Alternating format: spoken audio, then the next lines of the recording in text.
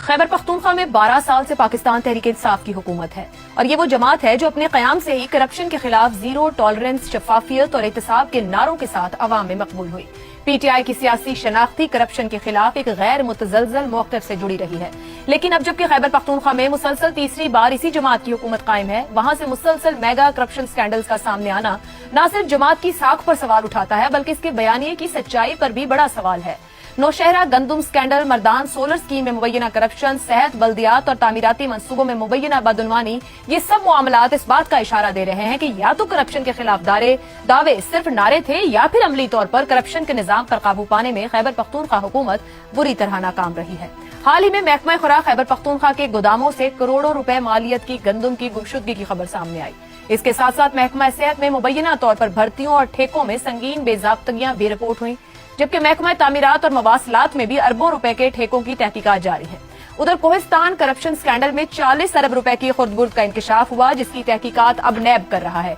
ये स्कैंडल सूबे के मेगा करप्शन स्कैंडल्स में शुमार किया जा रहा है। नैब जराये के मुताबिक स्कैंडल में सियासी शख्सियात, आला अफसरान और जिले एहलकारों के मुलव्विस होने का पता चला है। गुज़िश्ता रोज एक और माली करप्शन का स्कैंडल भी सामने आया है। इसके मुताबिक सूबे भर के अकाउंटेंट जनरल दफातर ने 2016 से अब तक 29 अजला में 16 अरब 54 करोड़ रुपए से जायद की अदायगियां की। कंट्रोलर जनरल ऑफ अकाउंटेंट्स ने फौरी तहकीकात का हुक्म दिया है। ये मामला सूबे की तारीख में सबसे बड़े मालियाती घपले की शक्ल इख्तियार कर रहा है, जिसमें मुश्तबा रकम का मजमूई हजम 56 अरब 50 करोड़ तक जा पहुंचा है।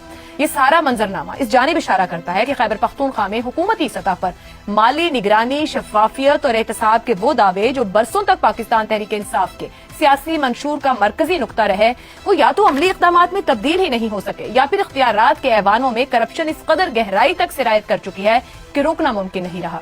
सवाल यह है कि क्या इन तमाम स्कैंडल से मुलव्विस अफराद के खिलाफ मौसर कार्रवाई होगी और क्या इन स्कैंडल्स की आजादाना, शफाफ और गैर सियासी बुनियादों पर तहकीकात मुमकिन बनाई जा सकेंगी, या ये केसेस भी महज खबरों की जीनत बनकर फाइलों में दफन हो जाएंगे।